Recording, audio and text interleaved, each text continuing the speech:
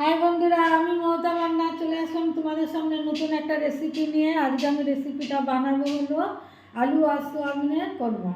কীভাবে বানাই আপনারা আমার সঙ্গে থাকুন আর দেখতে থাকুন।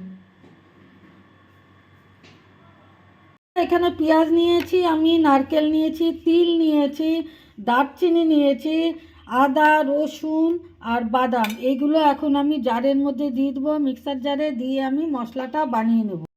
সরষের তেলটা গরম হয়ে গেছে বন্ধুরা।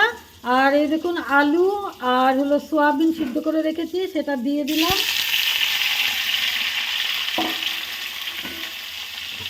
আলু আর সোয়াবিনটা দিয়ে দিলাম। এটা কিন্তু আমি আগের থেকেই সিদ্ধ করে রেখেছি। দিয়ে দিব লবণ,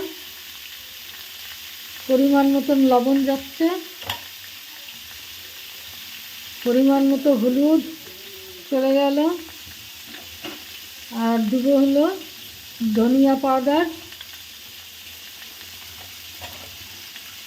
ব্যাস হয়ে গেল। এবার বেটে রাখা মশলাটা আমি এর মধ্যে ঢেলে দেব।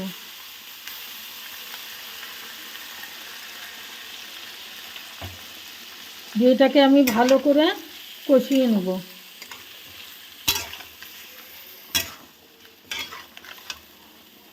বন্ধুরা, এর মধ্যে আমি এখন দিয়ে দেব ঘি।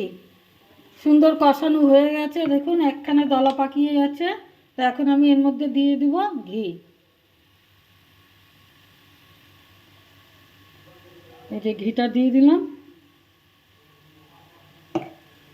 ঘিটা দেওয়া হয়ে গেছে। তো এখন আমি এটাকে নেড়ে নেব, সুন্দর করে নেড়ে নেব, নিয়ে আমি নামিয়ে ফেলবো। রেডি হয়ে গেছে।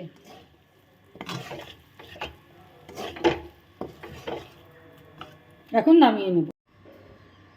বন্ধুরা, রেডি হয়ে গেছে আলু সোয়াবিনের কোরমা। এই দেখুন কত সুন্দর হয়েছে, খুব টেস্টি হয়েছে। বন্ধুরা, আমার এই রেসিপিটা যদি আপনাদের ভালো লেগে থাকে তাহলে প্লিজ লাইক শেয়ার কমেন্ট করবেন আর সাবস্ক্রাইব করে আমার চ্যানেলটার পাশে থাকবেন। টাটা।